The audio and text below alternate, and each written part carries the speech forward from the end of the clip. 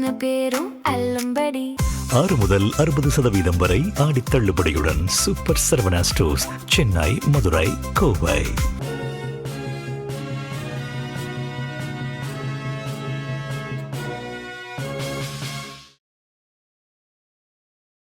வணக்கம். இந்திய நேரப்படி இரவு 8:30 மணி செய்திகள். முதலில் தலைப்பு செய்திகளை காணலாம். எதிர்க்கட்சிகளின் கடும் அமளிகளுக்கிடையே மக்களவையில் பொதுத் தேர்வுகள் சட்ட திருத்த மசோதா தாக்கல். நாடாளுமன்றத்தில் திமுக நாடாளுமன்ற உறுப்பினர்கள் நடத்திய ஆர்ப்பாட்டத்தில் நீட் தேர்வை ரத்து செய்ய வேண்டும் என வலியுறுத்தல். சிவகாசி பட்டாசு ஆலை வெடிவிபத்தில் உயிரிழந்தவர்களின் குடும்பத்தினருக்கு ரூபாய் 4 லட்சம் நிதியுதவி வழங்க முதலமைச்சர் ஜோசப் விஜய் உத்தரவு. கரூர் கூட்ட நெரிசலில் உயிரிழந்தவர்களின் குடும்பத்தினருக்கு அரசு பணி வழங்கிய அரசாணை ரத்து. உயர்நீதிமன்ற மதுரை கிளை உத்தரவு. ஆகஸ்ட் மாதம் அதிமுக செயற்குழு கூட்டத்தை கூட்ட ஆயத்தமாகி வருகிறார் எடப்பாடி பழனிசாமி. காமன்வெல்த் போட்டியில் வெள்ளி வென்ற ராஜா முத்துப்பாண்டிக்கு வாழ்த்து தெரிவித்தார் டிடிவி தினகரன். இனி விரிவான செய்திகளை காணலாம். எதிர்க்கட்சிகளின் கடும் அமளிகளுக்கிடையே மக்களவையில் பொதுத் தேர்வுகள் சட்ட திருத்த மசோதா தாக்கல் செய்யப்பட்டது. நீட் உள்ளிட்ட தேர்வுகளில் முறைகேடுகளை தடுப்பதற்காக மக்களவையில் பொதுத் தேர்வுகள் சட்ட திருத்த மசோதா அறிமுகம் செய்யப்பட்டு உள்ளது. எதிர்க்கட்சிகளின் அமளிக்கு இடையே மசோதாவை மத்திய அமைச்சர் ஜிதேந்திர சிங் அறிமுகம் செய்தார். வினாத்தாள் கசிவு தேர்வு தொடர்பான மோசடிகளில் ஈடுபடுவோருக்கு கடும் தண்டனை வழங்கும் சட்டத்தில் திருத்தம் செய்யப்பட உள்ளது. முறைகேட்டின் தீவிரத்தை பொறுத்து 10 ஆண்டுகள் வரை சிறை தண்டனை விதிக்கும் வகையில் திருத்தம் செய்யப்படும். திட்டமிட்டு குற்றத்தில் ஈடுபடுபவர்களுக்கு குறைந்தபட்சம் 7 ஆண்டுகள் சிறையும் ரூபாய் 10 கோடி வரை அபராதம் விதிக்கப்படும். மேல்முறையீடு வழக்குகள் 3 மாதத்திற்குள் முடிக்க வேண்டும். தவறு செய்யும் நிறுவனங்கள் பொதுத் தேர்வுகளை நடத்த விதிக்கப்படும் தடை காலம் 8 ஆண்டுகளாக உயர்த்தப்படும் என்பன உள்ளிட்ட சரத்துகள் மசோதாவில் இடம்பெற்று உள்ளன. மாணவர்கள் மீதான தாக்குதலை கண்டித்தும் மத்திய அரசு பதிலளிக்க வலியுறுத்தியும் எதிர்க்கட்சிகள் நாடாளுமன்றத்தின் இரு அவைகளிலும் ஈடுபட்டன. அமளிக்கிடையே இந்த மசோதா தாக்கல் செய்யப்பட்டு உள்ளது. நீட் தேர்வை ரத்து செய்ய வேண்டும் என வலியுறுத்தி நாடாளுமன்றத்தில் திமுக நாடாளுமன்ற உறுப்பினர்கள் ஆர்ப்பாட்டத்தில் ஈடுபட்டனர். நீட் தேர்வு வினாத்தாள் கசிவு தேர்வு முறைகேட்டை கண்டித்து தலைநகர் டெல்லியில் இளைஞர்கள் போராட்டத்தில் ஈடுபட்டனர். இந்த போராட்டத்தை தொடர்ந்து மத்திய கல்வி அமைச்சர் பதவியிலிருந்து தர்மேந்திர பிரதான் பதவி விலகினார். மேலும் நீட் உள்ளிட்ட தேர்வுகளில் முறைகேடுகளை தடுக்க பொதுத் தேர்வுகள் சட்ட திருத்த மசோதாவை நாடாளுமன்றத்தில் மத்திய அரசு தாக்கல் செய்தது. இந்த மசோதா சட்டமான பின்னர் தேர்வு முறைகேட்டில் ஈடுபடுபவர்கள் மீதான தண்டனை அபராதம் அதிகமாக உள்ளது.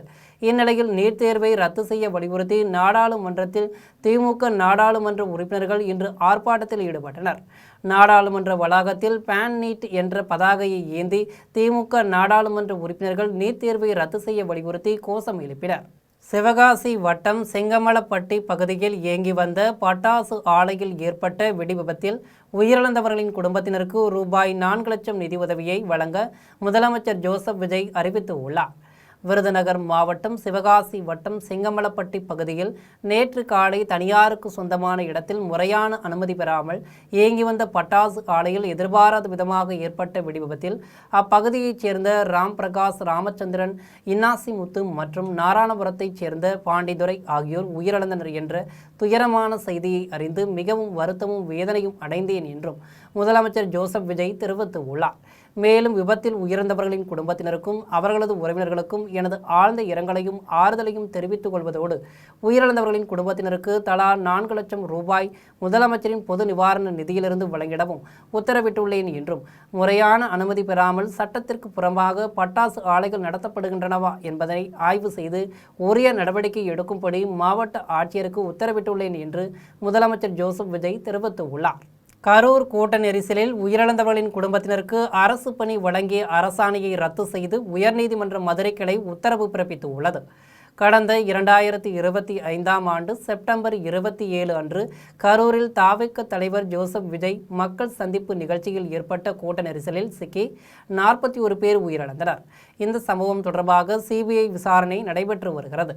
இதனிடையே இந்த சம்பவத்தில் உயிரிழந்த 31 பேரின் குடும்பத்தினருக்கு அரசு வேலை வழங்கி முதலமைச்சர் ஜோசப் விஜய் உத்தரவுகளை நேரில் வழங்கியிருந்தார்.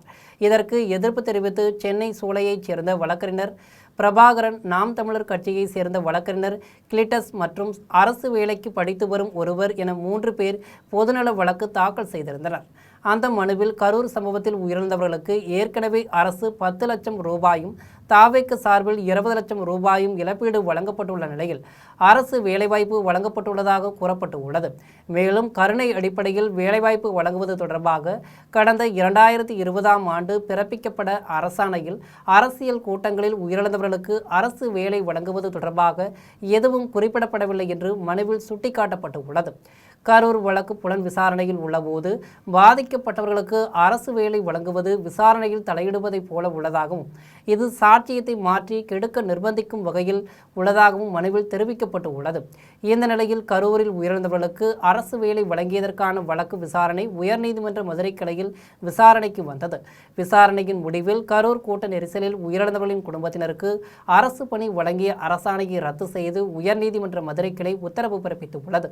இது தொடர்பாக வழக்கறிஞர் தெரிவிக்கையில், இதுல நம்ம கம்பேஷனேட் கிரவுண்ட்ல, அதாவது கருணை அடிப்படையில இந்த இறந்து போன குடும்பங்களுக்கு இந்த வேலை கொடுக்கலாமா கூடாதா என்ற கொஸ்டின் தான் இந்த கோர்ட்ல இன்னைக்கு எழுந்துச்சு. அதுக்கு நாங்க எங்களோட வாதத்தை வச்சோம். எங்க வாதம் என்னன்னா, கம்பேஷனேட் கிரவுண்ட்ல இவங்க எலிஜிபிள் கிடையாது.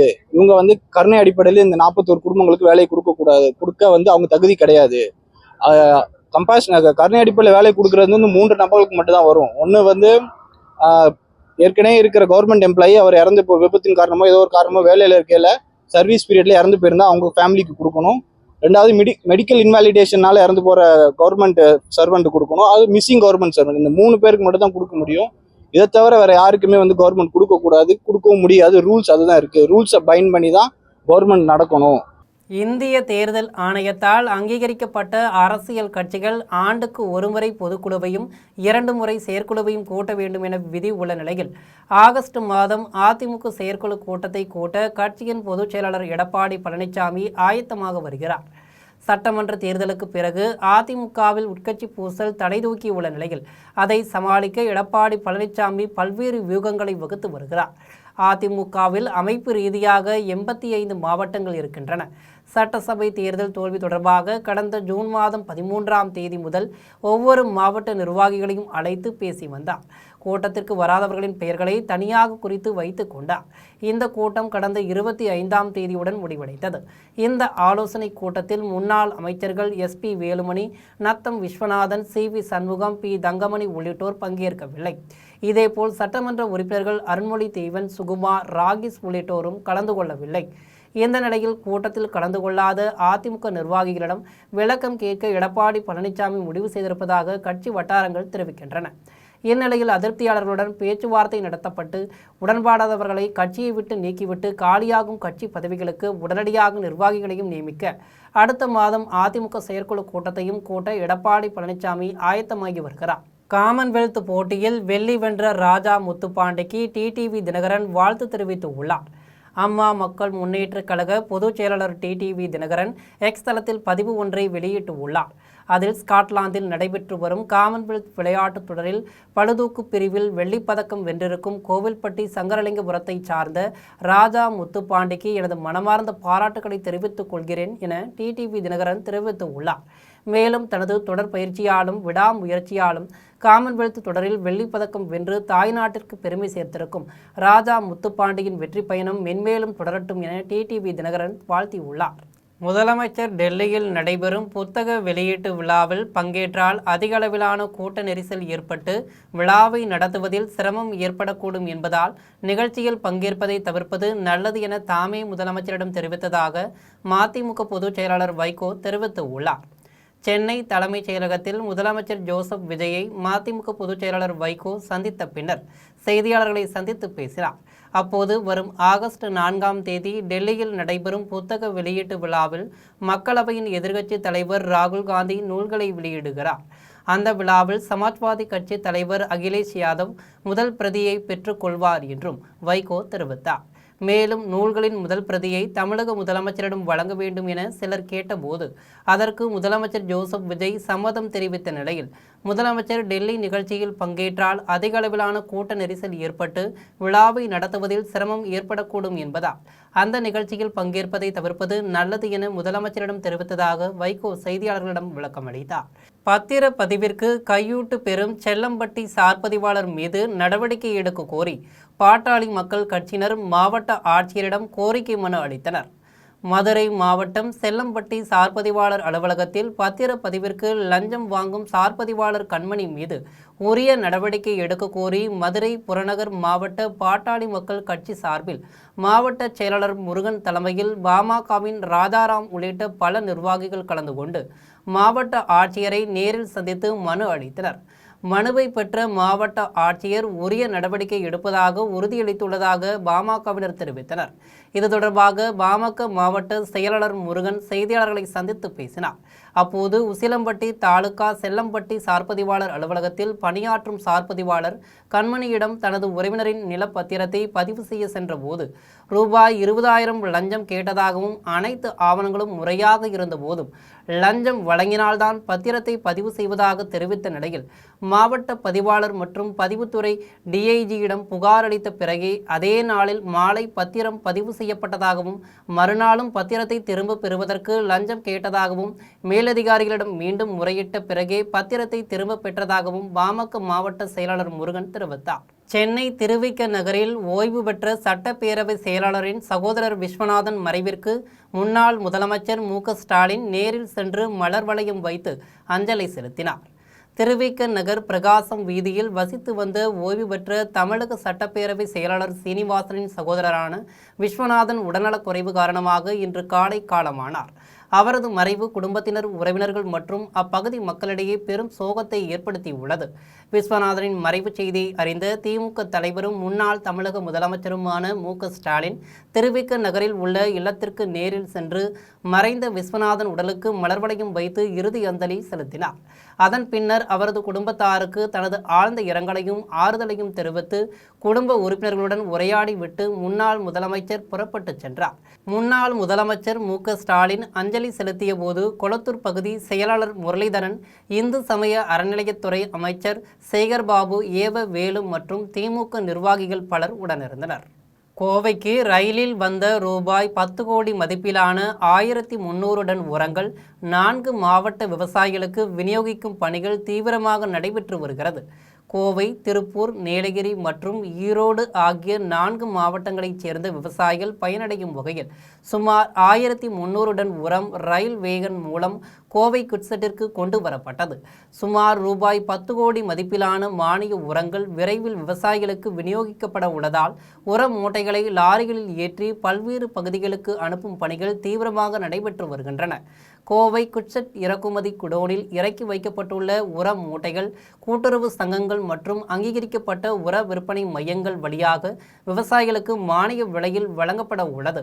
கோவை மட்டுமின்றி திருப்பூர், நீலகிரி மற்றும் ஈரோடு மாவட்டங்களிலும் இந்த உரம் விநியோகிக்கப்பட உள்ளதால் ஆயிரக்கணக்கான விவசாயிகள் இதன் மூலம் பயனடைவார்கள் என்றும் அதிகாரிகள் தெரிவித்துள்ளனர்.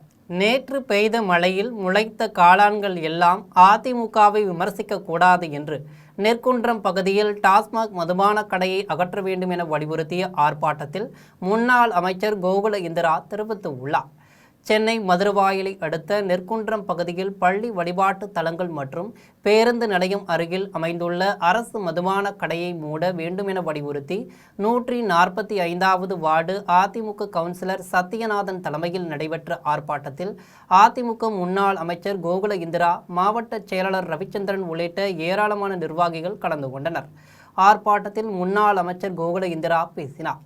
அப்போது மதுபான கடையை மூட வேண்டியது சட்டமன்ற உறுப்பினரின் பணிதான் என்றும், ஆனால் அதை செய்யாமல் மதுரவாயில் சட்டமன்ற உறுப்பினர் சிறுபிள்ளைத்தனமாக செயல்படுகிறார் எனவும், மக்கள் போராடி கொண்டிருக்கும் நேரத்தில் ஜனநாயகன் படத்தை பார்க்க வைப்பதற்காக அமைச்சர்களும் சட்டமன்ற உறுப்பினர்களும் ரோகிணி திரையரங்கில் இடம் ஒதுக்கீடு செய்வதில் மட்டுமே கவனம் செலுத்துகின்றனர் எனவும் குற்றம் சாட்டினார். மேலும் அதிமுகவை தீர்ந்து போன சக்தி என கூறும் ஜோசப் விஜய் முதலில் வாயை திறந்து பேச வேண்டும் என்றும், நேற்று பெய்த மழையில் முளைத்த காளான்கள் எல்லாம் அதிமுகவை விமர்சிக்க கூடாது என்றும் கடுமையாக தன் கண்டனத்தை முன்னாள் அமைச்சர் கோகுல இந்திரா பதிவு செய்தார். அம்மாப்பேட்டையில் தமிழக வெற்றி கழகத்தின் புதிய அலுவலகத்தை தஞ்சாவூர் சட்டமன்ற உறுப்பினர் விஜய் சரவணன் திறந்து வைத்தார். தஞ்சாவூர் மாவட்டம் அம்மாப்பேட்டையில் தமிழக வெற்றி கழகத்தின் புதிய அலுவலக திறப்பு விழா நடைபெற்றது. நிகழ்ச்சிக்கு தாவேகாவின் தஞ்சை வடக்கு மாவட்ட செயலாளர் நிஜாம் அலி தலைமை தாங்கினார். அம்மாப்பேட்டை ஒன்றிய கழக செயலாளர் சசி முன்னிலை வகித்தார். இந்நிகழ்ச்சியில் சிறப்பு அழைப்பாளராக தஞ்சாவூர் சட்டமன்ற உறுப்பினர் விஜய் சரவணன் கலந்து கொண்டு அலுவலகத்தை ரிப்பன் வெட்டி திறந்து வைத்தார்.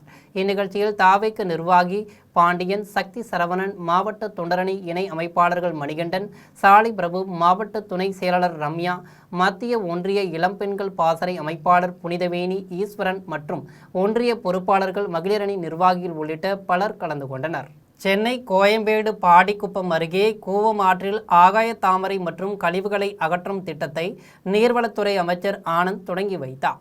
திருவள்ளூர் மாவட்டத்தில் தொடங்குகின்ற கூவம் ஆறு 71 கிலோமீட்டர் நீளத்திற்கு பாய்ந்து மெரினா கடற்கரையில் கலக்கிறது. கூவம் ஆறு செல்லும் பாதையில் ஆகாய தாமரை படர்ந்திருப்பதால் நீரோட்டம் இல்லாமல் பாலடைந்து காணப்படுகிறது.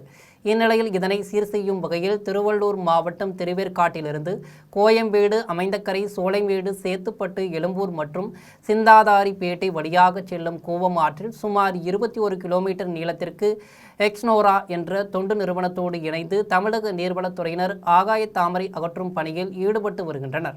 சுமார் ரூபாய் 40 கோடி மதிப்பீட்டில் வடிவமைக்கப்பட்டுள்ள இந்த திட்டம் இன்று தொடங்கி அடுத்த சில மாதங்களில் நிறைவடையும் என எதிர்பார்க்கப்படுகிறது.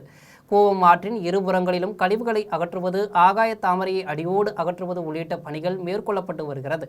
இந்நிலையில் சென்னை கோயம்பேடு பாடிக்குப்பம் அருகே நடைபெற்ற ஆகாய தாமரை மற்றும் கழிவுகளை அகற்றும் திட்டத்தை நீர்வளத்துறை அமைச்சர் ஆனந்த் தொடங்கி வைத்தார். அரக்கோணத்தில் தமிழக வெற்றிக் கழக ஒன்றிய செயலாளர் அலுவலகத்தை கூட்டுறவுத்துறை அமைச்சர் காந்திராஜ் திறந்து வைத்தார். ராணிப்பேட்டை மாவட்டம் அரக்கோணம் பரமேஸ்வரம் மங்கலம் கிராமத்தில் தமிழக வெற்றிக் கழகத்தின் ஒன்றிய செயலாளர் அலுவலக திறப்பு விழா ஒன்றிய செயலாளர் ஜெய்சங்கர் தலைமையில் நடைபெற்றது. விழாவில் சிறப்பு அழைப்பாளராக கூட்டுறவுத்துறை அமைச்சர் காந்திராஜ் கலந்து கொண்டு பரமேஸ்வரம் மங்கலம் கிராமத்தில் தாவேக ஒன்றிய செயலாளர் அலுவலகத்தை திறந்து வைத்தார். அதனைத் தொடர்ந்து பொதுமக்களுக்கு இனிப்புகள் மற்றும் அன்னதானம் வழங்கினார். விழாவில் தமிழக வெற்றிக் கழக முக்கிய பொறுப்பாளர்கள், பல்லூர் ஊராட்சி மன்ற தலைவர் பிரதாப் உள்ளிட்ட ஏராளமானோர் கலந்து கொண்டனர். வழக்கறிஞர்களை ஒருமையில் பேசி தரக்குறைவாக நடத்தும் பொன்னேரி அமர்வு நீதிமன்ற நீதிபதியை பணியிட மாற்றம் செய்ய வேண்டும் என வலியுறுத்தி வழக்கறிஞர்கள் காலவரையற்ற போராட்டத்தில் ஈடுபட்டனர். திருவள்ளூர் மாவட்டம் பொன்னேரியில் உள்ள மாவட்ட கூடுதல் அமர்வு நீதிமன்ற நீதிபதி வழக்கறிஞர்களுக்கும் வழக்காடிகளின் நலன்களுக்கும் எதிராக செயல்படும் நீதிபதியை கண்டித்தும் அவரை பணியிட மாற்றம் செய்ய வேண்டும் என்பன உள்ளிட்ட பல்வேறு கோரிக்கைகளை வலியுறுத்தியும் பொன்னேரியில் உள்ள 6 நீதிமன்றங்களின் வழக்கறிஞர்கள் பணிகளை புறக்கணித்துவிட்டு கால வரையறையற்ற போராட்டத்தில் ஈடுபட்டனர். அப்போது கூடுதல் மாவட்ட அமர்வு நீதிமன்ற நீதிபதி வழக்காடிகள் முன்னிலையில் வழக்கறிஞர்களை ஒருமையில் பேசி தரக்குறைவாக நடத்துவதாகவும் நீதிபதியின் செயல்பாடுகள் தொடர்பாக சென்னை உயர்நீதிமன்ற திருவள்ளூர் மாவட்ட பொறுப்பு நீதிபதியிடம் புகார் தெரிவித்தும் எந்த நடவடிக்கையும் எடுக்கவில்லை என்றும் குற்றம் சாட்டினர். மேலும் நீதிமன்ற பணிகளை இரவு 8 மணி வரை நீடிப்பதால் இளம்பெண் வழக்கறிஞர்கள் பாதிப்புகளை சந்தித்து வருவதாகவும் புகார் தெரிவித்தனர். வழக்கு விசாரணைக்கு ஆஜராக முடியாத வழக்காடிகளுக்காக வழக்கறிஞர்கள் 317வது பிரிவில் மனு தாக்கல் செய்தாலும் அதனை தள்ளுபடி செய்து வழக்காடிகளுக்கு நீதிமன்ற பிடியாணை பிறப்பித்து சிறையில் அடைக்கும் செயல்பாடுகளை கண்டிப்பதாகவும் வழக்கறிஞர்கள் தெரிவித்தனர். வழக்கறிஞர்கள் பணிகளை புறக்கணித்து தொடர் போராட்டத்தில் ஈடுபட்டு வருவதால் நீதிமன்றங்களில் நீதிமன்ற பணிகள் பாதிக்கப்பட்டு உள்ளன. காரைக்குடி BAL வீதியில் வீட்டின் பூட்டை உடைத்து தங்கம், வெள்ளி மற்றும் ரொக்க பணத்தை கொள்ளையடித்து சென்ற கொள்ளையர்களை காவல்துறையினர் தேடி வருகின்றனர். காரைக்குடி BAL வீதியில் வசித்து வரும் சத்ய நாராயணா என்பவர் தற்போது சென்னையில் உள்ள நிலையில் அவரது வீடு பூட்டப்பட்டிருந்தது. இதனை சாதகமாக பயன்படுத்தி கொண்ட மர்ம நபர்கள் வீட்டின் பூட்டை உடைத்து உள்ளே சென்று பீரோவை உடைத்து அதில் வைக்கப்பட்டிருந்த தங்கம், வைரம், வெள்ளி நகைகள் மற்றும் ரொக்க பணத்தை கொள்ளையடித்து சென்றனர். இதுகுறித்து அக்கம் பக்கத்தினர் சத்ய நாராயணனின் வீட்டின் பூட்டு உடைக்கப்பட்டு கொள்ளை நடந்திருப்பதாக காரைக்குடி காவல் நிலையத்திற்கு தகவல் அளித்தனர். தகவல் அறிந்து சம்பவ இடத்திற்கு வந்த காவல்துறையினர் வழக்கு பதிவு செய்து தீவிர விசாரணை மேற்கொண்டனர். தடயவியல் நிபுணர்கள் கொள்ளையர்களின் கைரேகைகள் மற்றும் தடயங்களை சேகரித்தனர். வீட்டின் உரிமையாளர் சத்ய நாராயணன் தற்போது சென்னையில் உள்ளதால் அவர் காரைக்குடி திரும்பிய பிறகே கொள்ளையடிக்கப்பட்ட வைரங்கள், தங்க நகைகள், வெள்ளி பொருட்கள் மற்றும் ரொக்க பணத்தின் துல்லியமான மதிப்பு மற்றும் விவரங்கள் தெரியவரும் என காவல்துறையினர் தெரிவித்துள்ளனர். அதிமுகவிலிருந்து CV சண்முகம் கட்சி மாறமாட்டார் என்றும் தாவேகாவிற்கு செல்லும் நிலைப்பாட்டில் CV சண்முகம் இல்லை என்றும் கோலியனூர் கிழக்கு ஒன்றிய முன்னாள் செயலாளரும் CV சண்முகம் ஆதரவாளருமான சுரேஷ் பாபு தெரிவித்துள்ளார். விழுப்புரம் மாவட்ட அதிமுக சி.வி. சண்முகம் ஆதரவாளரும் முன்னாள் கோலியனூர் கிழக்கு ஒன்றிய செயலாளராகவும் இருந்த சுரேஷ் பாபு தனது இல்லத்தில் நிர்வாகிகளுடன் செய்தியாளர்களை சந்தித்து பேசினார். அப்போது அதிமுக பொதுச் செயலாளர் எடப்பாடி பழனிசாமி சில தினங்களுக்கு முன்பு அதிமுக தோல்விக்கான காரணம் குறித்த கூட்டத்தை கூட்டிய போது அதற்கான காரணம் குறித்து நிர்வாகிகளிடம் கேட்டறிந்தார். அந்த கூட்டத்தில் சட்டமன்ற தேர்தலில் போட்டியிட்ட அதிமுக முன்னாள் திண்டிவனம் சட்டமன்ற உறுப்பினர் அர்ஜுனன், விழுப்புரத்தில் போட்டியிட்ட சுரேஷ் பாபு, விஜயா, வானூரில் போட்டியிட்ட முருகன் ஆகியோரை அழைத்து எடப்பாடி பழனிசாமி பேசவில்லை என்றும் எப்படி தோல்விக்கான காரணம் தெரியும் என்றும் குற்றம் சாட்டினார். மேலும் நாங்கள் கட்சியை விட்டு விலகித்தான் நிற்கிறோம், கட்சியை விட்டு செல்லவில்லை என்றும் அதிமுக வேட்டியை தான் அணிவோம் என்றும் அதிமுகவிலிருந்து சி.வி. சண்முகம் கட்சி மாறமாட்டார் என்றும் அதிமுகவில் தான் இருப்பார், தாவேகாவிற்கு செல்ல மாட்டார், தாவேகாவிற்கு செல்லும் நிலைப்பாட்டில் சி.வி. சண்முகம் இல்லை என்றும் அதிமுகவின் தலைமை மாற வேண்டும் என சி.வி. சண்முகம் ஆதரவாளர் சுரேஷ் பாபு தெரிவித்துள்ளார். கன்னியாகுமரி மாவட்டம் வழியாக கேரளாவிற்கு கனிம வளங்கள் கொண்டு செல்ல மாவட்ட நிர்வாகம் தடை விதித்து உள்ளதை கண்டித்து லாரி ஓட்டுநர் சங்கத்தினர் மற்றும் லாரி உரிமையாளர்கள் சாலை மறியல் போராட்டத்தில் ஈடுபட்டனர். கன்னியாகுமரி மாவட்டம் வழியாக கேரளாவிற்கு கனிம வளங்கள் கொண்டு செல்ல மாவட்ட நிர்வாகம் தடை விதித்து உள்ளது.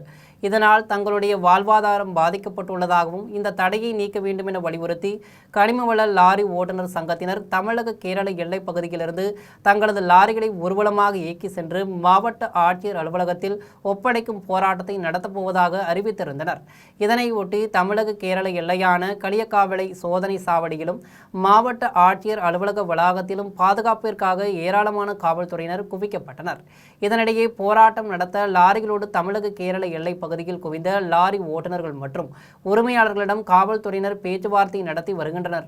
அப்போது கேரளாவிற்கு கனிம வளங்களை கொண்டு செல்ல மாவட்ட நிர்வாகம் தடை விதித்துள்ளதால் தங்களின் வாழ்வாதாரம் பாதிக்கப்படுவதாக கூறி வாக்குவாதத்தில் ஈடுபட்டனர்.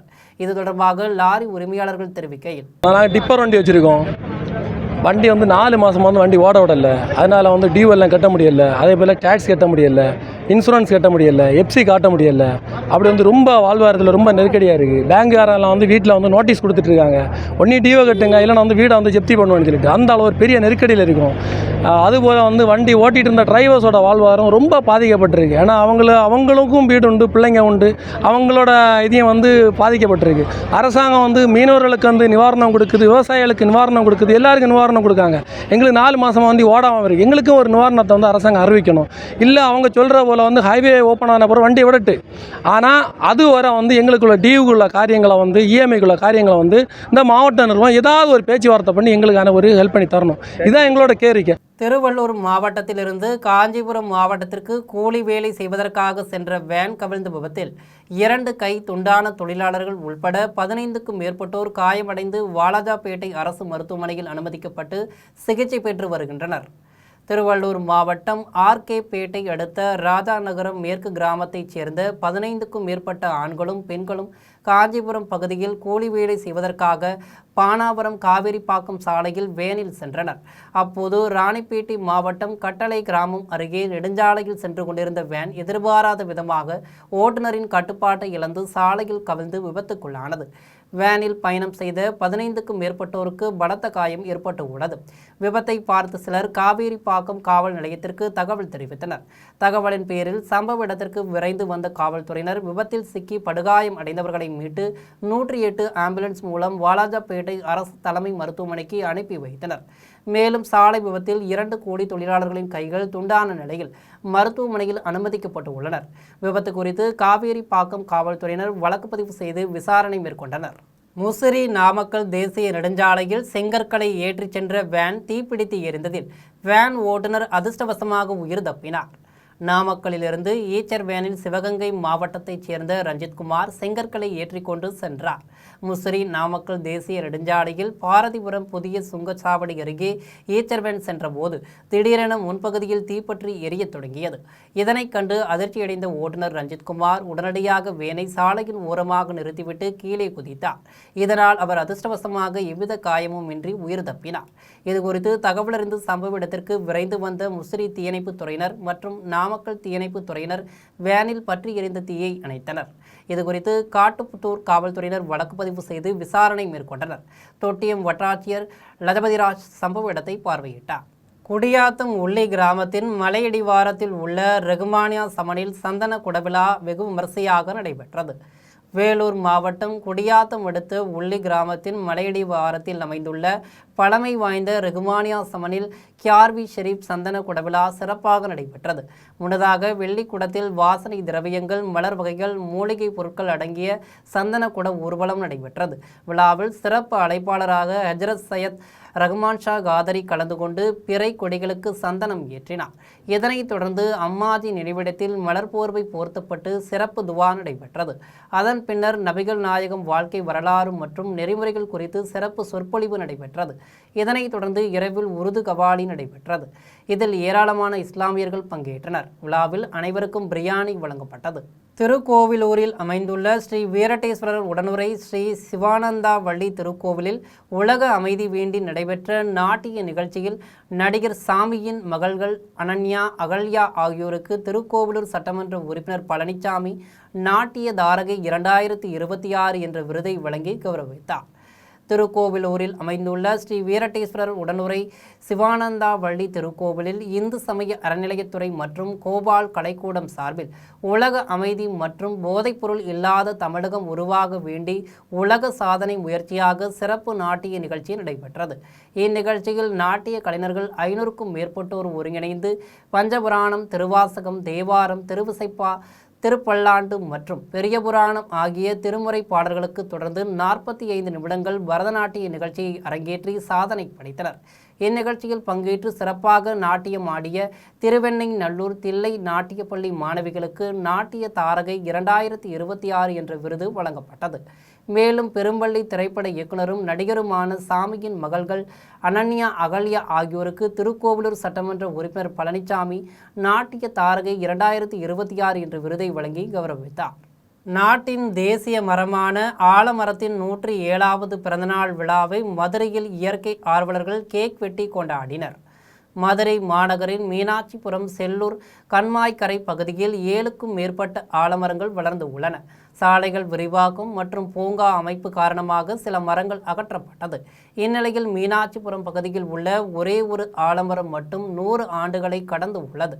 இந்த ஆலமரம் ஏராளமான பறவைகளின் வசிப்பிடமாக இருப்பதோடு காக்கை, புறாக்கள், குயில்கள் ஆகிய பறவைகள் கூடு கட்டி வசித்து வருகின்றன.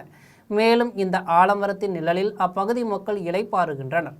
இந்நிலையில் 10வது ஆண்டில் அடியெடுத்து வைக்கும் ஆலமரத்திற்கு இயற்கை ஆர்வலர்கள் கேக் வெட்டி கொண்டாடினர். அப்போது ஆலமரத்தை சுற்றி குப்பைகளை கொட்டி எரிப்பதால் மரம் பாதிக்கப்படுகிறது என்றும், விழா காலங்களில் வெடிவெடிப்பதால் மரத்தில் உள்ள அரிய வகை பறவைகள் வருவதில்லை எனவும் இயற்கை ஆர்வலர்கள் வருத்தம் தெரிவித்ததுடன் பொதுமக்களுக்கு விழிப்புணர்வு தேவை என்றும் வேண்டுகோள் விடுத்தனர். மீண்டும் தலைப்பு செய்திகள். எதிர்க்கட்சிகளின் கடும் அமளிகளுக்கிடையே மக்களவையில் பொதுத் தேர்வுகள் சட்ட திருத்த மசோதா தாக்கல். நாடாளுமன்றத்தில் திமுக நாடாளுமன்ற உறுப்பினர்கள் நடத்திய ஆர்ப்பாட்டத்தில் நீட் தேர்வை ரத்து செய்ய வேண்டும் என வலியுறுத்தல். சிவகாசி பட்டாசு ஆலை வெடி விபத்தில் உயிரிழந்தவர்களின் குடும்பத்தினருக்கு ரூபாய் 4 லட்சம் நிதியுதவி வழங்க முதலமைச்சர் ஜோசப் விஜய் உத்தரவு. கரூர் கூட்ட நெரிசலில் உயிரிழந்தவர்களின் குடும்பத்தினருக்கு அரசு பணி வழங்கிய அரசாணை ரத்து. உயர்நீதிமன்ற மதுரை கிளை உத்தரவு. ஆகஸ்ட் மாதம் அதிமுக செயற்குழு கூட்டத்தை கூட்ட ஆயத்தமாகி வருகிறார் எடப்பாடி பழனிசாமி. காமன்வெல்த் போட்டியில் வெள்ளி வென்ற ராஜா முத்துப்பாண்டிக்கு வாழ்த்து தெரிவித்தார் டிடிவி தினகரன். இத்துடன் செய்திகள் நிறைவடைகின்றன. மீண்டும் செய்திகள் இரவு 12 மணிக்கு. உடனுக்குடன் செய்திகளை காண live.tv என்ற இணையதளத்தில் இணைந்திருங்கள். நன்றி, வணக்கம்.